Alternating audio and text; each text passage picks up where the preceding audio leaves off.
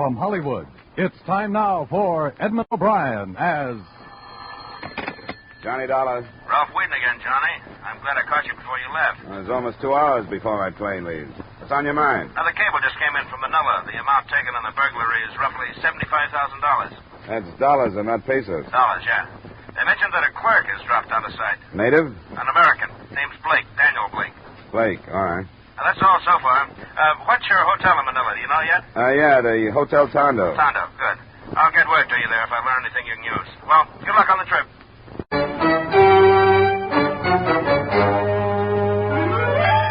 Edmund O'Brien in another adventure of the man with the action-packed expense account. America's fabulous freelance insurance investigator. Yours truly, Johnny Dollar.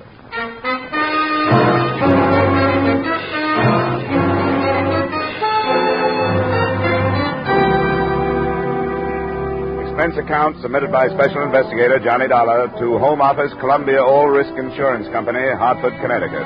The following is an accounting of expenditures during my investigation of the Woodward Manilla matter. Expense account item 1, $1,850 airfare and incidentals between Hartford and Manila.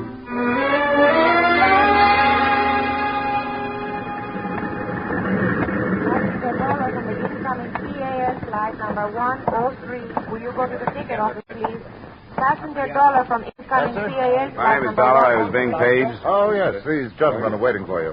This is Mr. Dollar, sir. Oh, yes. I'm Floyd McDonald, Mr. Dollar, local manager of the Woodward Company. Oh, how are you, sir? And this is Irving Morgan, my assistant. Morgan? Glad to meet you. I've made arrangements to have your luggage sent to your hotel if you'd like to do it that way. Irving and I can drive you right in. Fine. That's darn nice of you.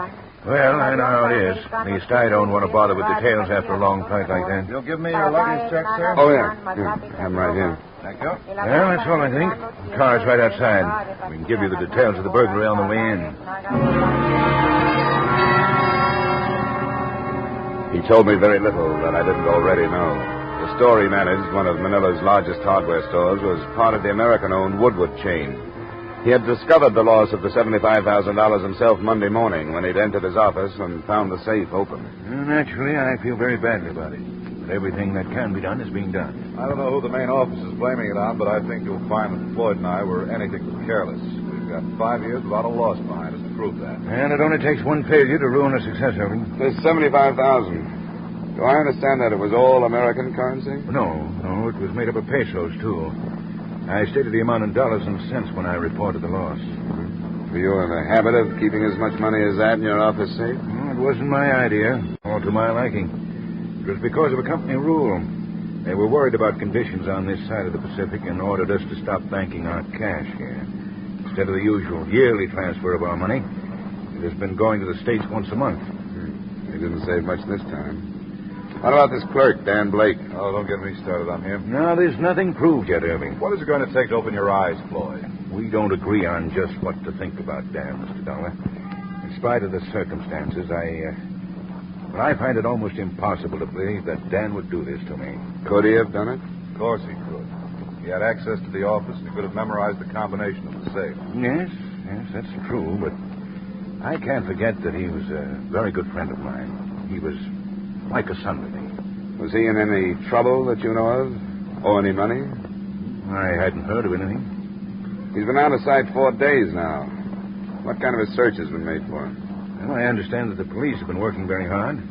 They class him as the chief suspect, too. Yes, but you've got to realize that the Philippines aren't like the States, Dollar. It's not hard to drop out of sight here. It's a big world. I know. I just watched a lot of it pass by. Well, as soon as my luggage arrives and I can get into a fresh suit, I'll contact the police, see what they've got.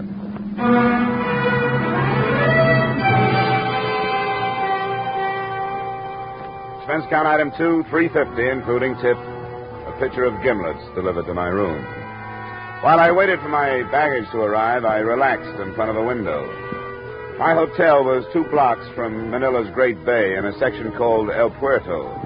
From my room, I could see enough of the Orient, the native craft working the harbor, to give even a common hardware store burglary an atmosphere of intrigue.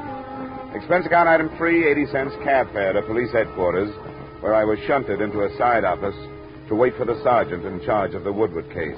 He finally showed up. Sergeant Malvar, you wait for me? Yes, my name is Dollar. I know.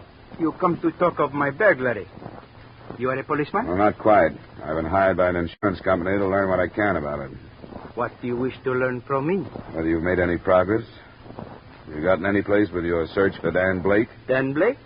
No, I do not look for him now. No, you don't. No. I have captured the thief. Oh? Who is it? Miguel No Soledad. You've recovered the money? He will not say where it is yet, but he will say tomorrow, maybe. What evidence do you have, Sergeant? He cannot say where he was that night of the burglary. Is that all? He's by profession a thief. He was arrested while he was robbing another store last night. Does he speak English? Oh, yes. Wonder if I could talk to him. Maybe he's afraid to confess to the police, and maybe I can get him to talk. All right. You come with me.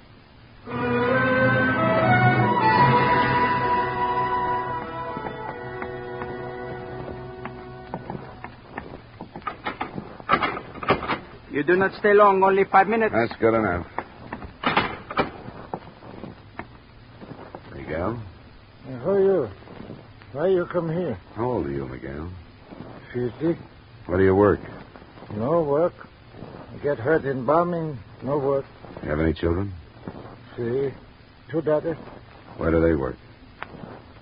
Does either one work at the Woodward hardware store? Work in prison. Both work in prison. Sergeant Malvar says you stole some money from the Woodward store. No, Well, you'll make it easier for yourself if you tell the truth and give up the money. I don't got money. If I got money, then why I steal 5 pesos from other place? Why? You tell police why. If I got lots of money, why I steal a little more? Why? Because I don't got lots of money. It's good enough for me, Miguel. Sorry I took up your time. You do not stay long? I think he wants to sleep. What would he say to you? That he didn't do it. And if he had, you wouldn't have caught him stealing 5 pesos because he wouldn't have needed it. He need a kick in the head for his lying. Do you have any connection between him and the Woodward place? He tell you he got 2 daughters in prison? Yeah. He lies. They come out, but they do not go back to him because he steal their money. Oh? The daughters have connection with Woodward's? Connection? If we need connection, we find one all right. Tomorrow, maybe?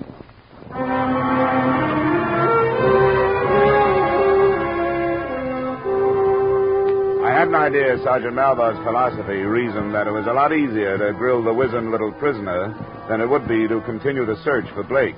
But I left him to his own devices and cabbed to the Woodward store. I was told that neither Floyd McDonald nor Morgan were in, but that a secretary would help me. Oh, how do you do, Mr. Dollar? I knew that you were coming out. My name is Charlotte Page. Floyd McDonald's my uncle. Oh, I didn't know that. He had to go out to Ermita with an order for a house that's being built there. Can I help you in any way? I wanted to look at the office, find out where the safe was. Oh, I can show you. I'll check this door first. Good stout lock. Have to have a key. Is this the only entrance? Well, the one window there, but it's in a blank wall. Well, Mr. Dollar, I know you've been here only a little while, but have you learned anything? Not much, but all of it looks bad for Dan Blake. Believe it. I just can't believe that Dan would do a thing like this. How well did you know him? Evidently not well at all. He stole the money. We're the same age. Found something in common working here together. I've had dinner with him occasionally, going to the beach. Know if he was in any kind of trouble, debts or anything? No, I thought he was very happy and comfortable here. He seemed to be. Where's this safe now? It's under the rug in the desk. You have to lift the corner of the rug. Did Dan Blake know where it was? Oh, yes. Everybody trusted him. He'd been here for years. Did he know the combination? No, I don't think so. Uncle Floyd handled the cash. Could he have memorized it? Well, I don't know that either. I hadn't given it a thought. I guess we can put the rug back. Oh, I got to get Blake's address from the police. You happen to know what it is? Oh, I've forgotten. It's somewhere on Sampalot. I can find it on the payroll. It should be right here. It'd be too easy to find him there, wouldn't it, Mr. Dollar? Much too easy. Thought I might pick up a crumb or two. Oh, here it is. 307 Sampalot Street. 307 Sampanite. Thanks. Tell Mr. McDonald I was here, would you please? And that I'll be in touch tomorrow.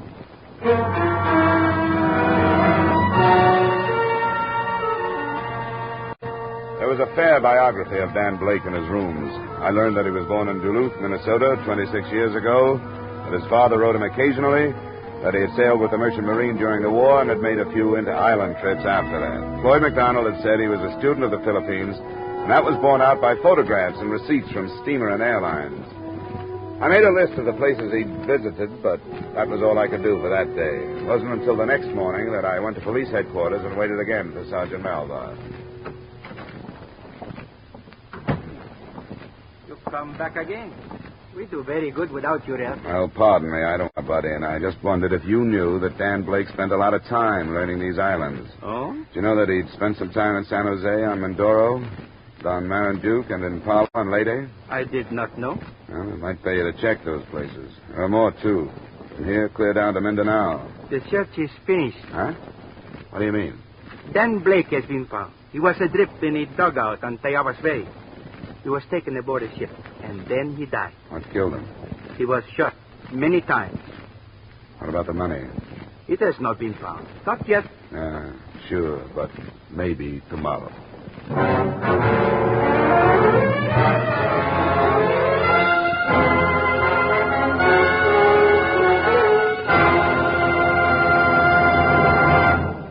We'll return you to the second act of yours truly, Johnny Dollar, in just a moment. With winter in the wind, driving becomes more hazardous every day. Not as much for you in your car as for the people walking across the street or along the edges of a highway. A shoe touches a tiny strip of ice. Someone loses his balance, falls in the wrong direction, and there is sudden death. Check your car carefully. Make sure your brakes are good. Make sure your tires have a heavy tread. Check your steering wheel. Someone's life may depend upon the efficiency of your automobile, upon the care of your driving. Now, with our star, Edmund O'Brien, we return you to the second act of yours truly, Johnny Dollar.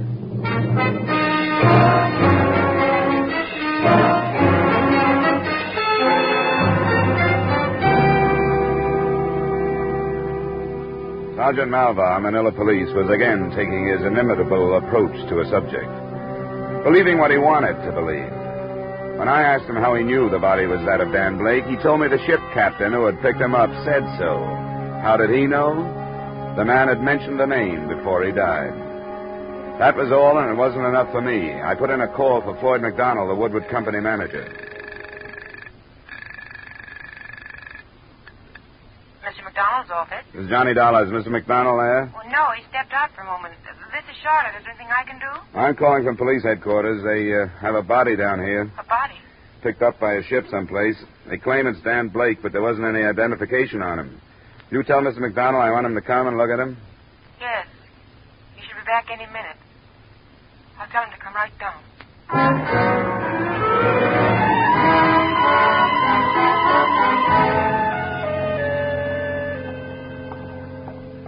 When did this develop, Dollar? And why wasn't I notified? Nobody was notified, Mr. McDonald. Sergeant Malvar was playing it close to his chest. And where is Sergeant Malvar? Didn't tell me where he was going. He left word that we could look at the body, and he left.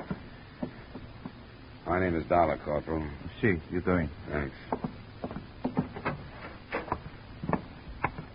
I know this is unpleasant, but we have to find out.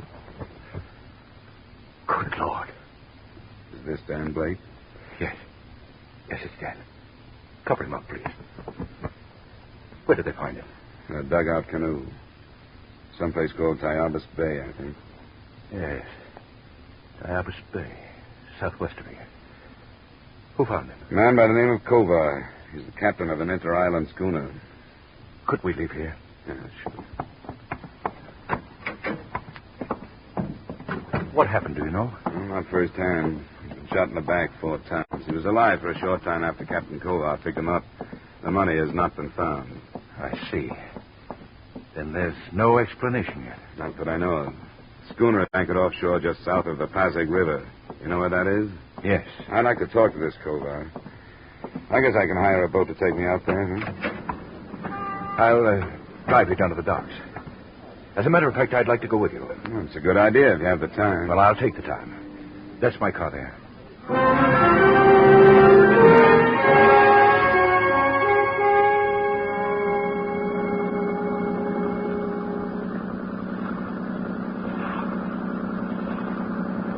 Must be the boat. The Sea Nymph. Is that the name? That's it. Skipper, that's the one there. The Sea Nymph. That's a little precious for a wreck like that, isn't it? Some are even worse. I don't know how they stay afloat. There's somebody on deck. What do you want? You Captain Kovar? Yeah, that's right. I want to talk to you about the body you brought in. You the police? Oh, this man is McDonald. Dan Blake worked for him. Hey, Copper, get a line on the shore. Okay, come on board. I'll put the ladder over for you. Watch it now. She's got quite a pitch today. Go ahead. Right. Have you got it? Yep. My name is Dollar, Captain. I'm working on the burglary for an insurance company. Yeah, come on in the cabin. I'd like to learn about that burglary. All that police sergeant would tell me is that I got the money and I better give it to him. Well, that'll take some doing. Yeah, take the chairs, you two. I'll take the bunk here. Well, now, what's this all about? There's a little over $75,000 missing. He didn't have anything when I picked him up. He was in a dugout canoe? That's right. Looked like a Moro craft to me. Oh, I see what you mean. No, it was empty. I looked it over. How long did he live? Oh, 15, 20 minutes. Maybe not that long. I don't think taking him aboard did any good for him, but I didn't know. Did he say anything about the shooting? Nothing that I could understand. What did he say? I told you I couldn't understand. Just some noise. But you were able to understand his You're name. beginning to sound like that police sergeant, mister, and I don't like it. I thought I was doing right when I brought that boy Now, in. wait a minute, Captain. I wish I'd left him there. Police right now are getting papers to search my ship, and now you stop. I'm not making any accusations, but you were the last person to see him alive. I'm interested in what he said. Well, he said Blake. Blake. That's all I can understand. To tell you the truth, I wish I'd left him there. But you know what I think? What's that? If he went from Manila to someplace on Tayabas Bay where he had his dugout, plenty could happen. It's about 60 miles. You heard about our Hucks, our rebels? Yeah, I've read about him. They're a bunch of cutthroat scum, and they don't think twice when they get the chance to kill an American. $75,000, so much the better. What do you think, Mr. McDonald? Well, certainly a possibility. The Hucks are active. I guess there's not a chance of putting our finger on it if that's what happened. Not a chance. All right. Then let's leave that possibility until the last.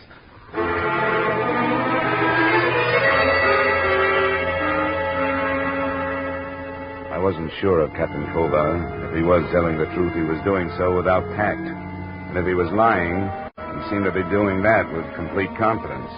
I didn't bother questioning his crew. I knew that Sergeant Malva, if he hadn't already, would take care of them when he returned to search the schooner. I spent the rest of the morning and part of the afternoon in routine legwork on the case, and at 4 o'clock, I got the sergeant's report. There was nothing. From one end of the ship to the other end, my men look. I know it is there, but it was not found. Did you talk to the crew? Yes, I talked myself to them. They do not hear Dan Blake say anything. The captain is the only one who hear him. What have you done with him? What is there I can do? Nothing. I leave his ship, and that is all. Huh? What now? But now, there is nothing now. So the Hawks killed him. Then that is all. I learned a few things about Floyd McDonald this afternoon. So? He's up to his neck in debt. Did you know that?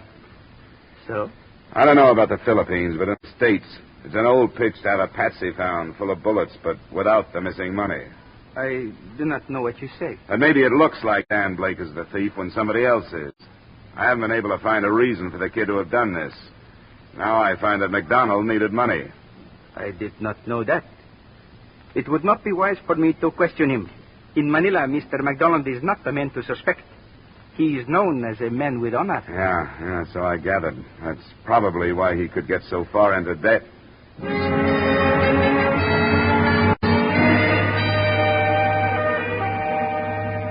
I didn't think it would be wise at that point for me to question Floyd McDonald either. I waited until his store closed that evening and until his assistant, Irving Morgan, had gotten to his home.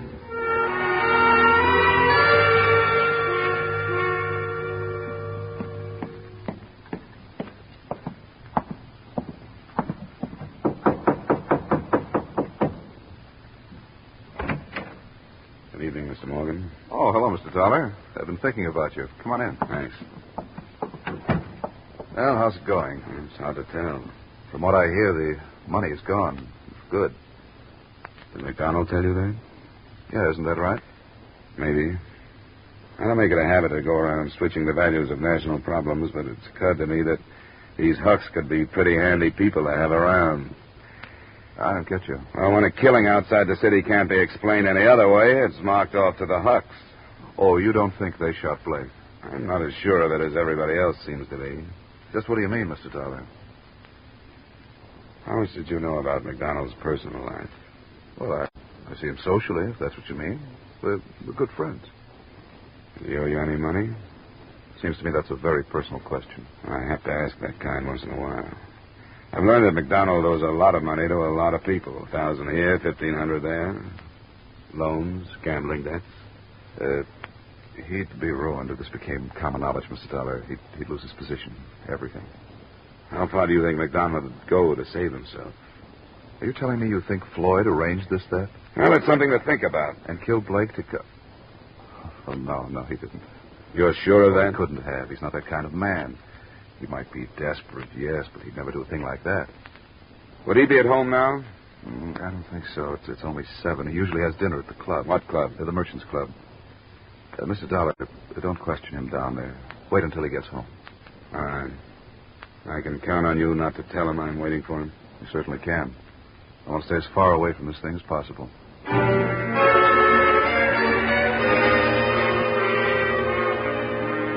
An hour and a half later, a cab dropped me in front of Floyd McDonald's home. The residence, at least, was a picture of propriety. Set in a fashionable suburb, it was within earshot of a bellboy somewhere in the bay. I followed a sidewalk across a neatly hedged lawn, and halfway to the house, I stopped to watch a man come out of the front door.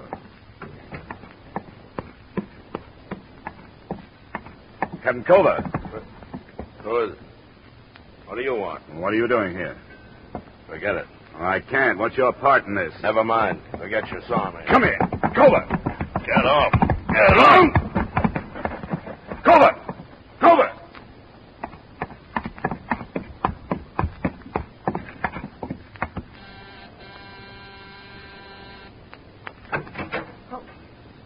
Now you... I didn't expect this. You live here? Yes. I came to talk to your uncle. Is he here? No. And Captain Culver was with you? Yes, Captain Culver was with me. You're hurt. What did he do to you? He hit me. Why? Because he's insane. He thought he had to hit me. He wanted the money. Gave it to him. You gave him the money? Yes, all of it. Every penny of it. I didn't want it anymore. That's not what I mean. You were holding the money for Dan Blake. For us. We were in it together. Culver learned it from Dan before he died. Yes. Dan kept calling for me while he was dying. So this Culver thought he could blackmail me. He thought I gave him the money to keep him quiet. Dan and I were trying to get away from this place. Have a life of our own. I tried. Oh, I don't care what happens to me. Where's the telephone? Through that door, but you don't have to call. I'll go to the police by myself. I just wanted to wait till Uncle Floyd got home. I'm not worried about your personal problems, Charlotte. That's not my job. Culver and that $75,000 is all I want.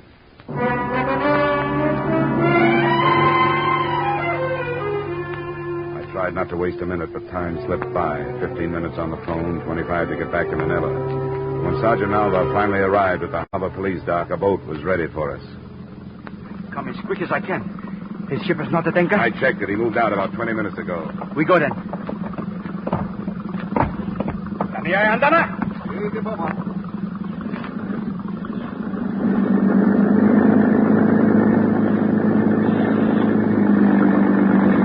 It's a dark night. How do we don't find him? He do not get out of the bay.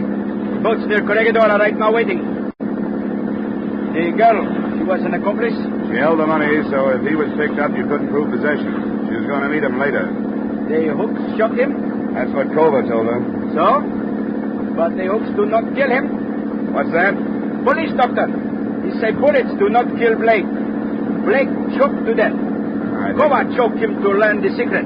I think we can prove that, Sergeant. We get any more speed out of this thing? Come on, let's get inside out of this fray.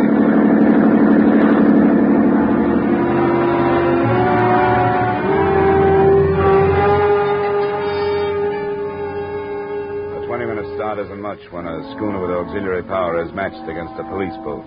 With our speed and the beams from 4 searchlights spanning out around us, we covered every possible course that Cobra could have set. It took us less than 30 minutes. Get on! All ready. We go outside. Yep, there she is. Now I show these men we are strong. Valerian more! We fire in front of him. That's slowing him down. He cursed me that man when I searched his ship. Now Sergeant Malvari cursed back. Valerian more!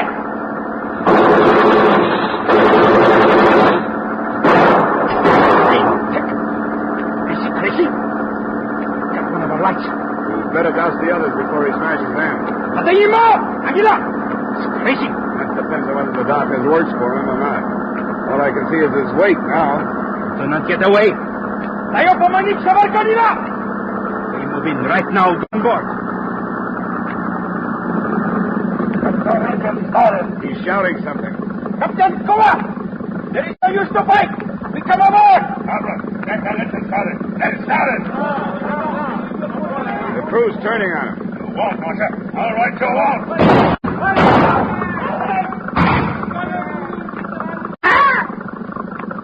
He's got to be stopped, Sergeant. Have your men stop him. Come on, there. He's running forward. What do you want?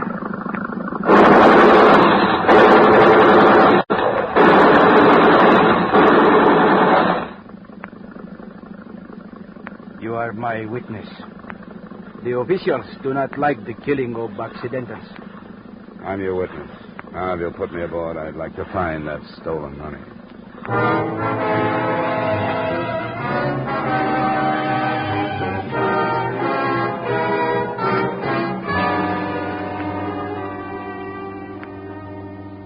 Expense account item 3, $230, blanket item covering hotel, transportation, etc. Item 4, same as item 1. Expense account total, $3,940. Remarks? After the arrest of Charlotte Page, the stolen funds were counted in front of witnesses, and the amount was not as large as was claimed by McDonald. I don't know what you can do about it. Everybody seems to be out after something these days. Yours truly, Johnny Dollar.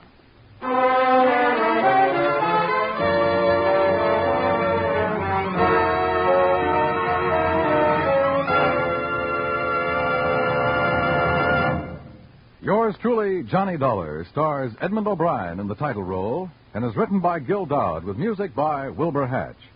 Edmund O'Brien's latest picture is the Paramount Pictures production, Warpath.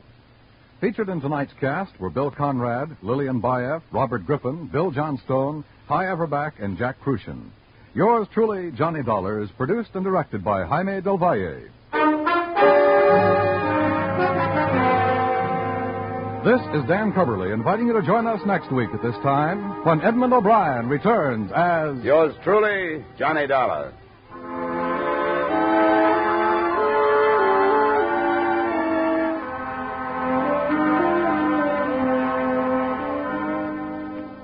You can sing it again on CBS tonight for a whole hour of fun-packed, music-packed entertainment. And maybe Dan Seymour will be calling you to solve one of the tuneful little riddle songs that lead to a chance at radio's largest cash jackpot, $5,000, plus $10,000 more in wonderful prizes. Alan Dale, Judy Lynn, Bob Howard, the Riddlers, and Ray Bloch's orchestra are on hand to sing and play the riddle tunes leading up to Dan Seymour's coast-to-coast calls.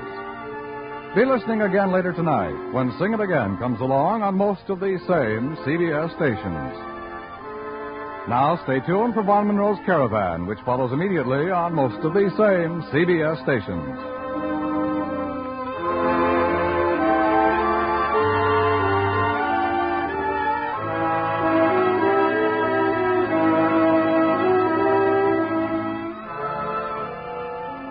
This is CBS, where you laugh with Lucille Ball and My Favorite Husband Saturday nights, the Columbia Broadcasting System.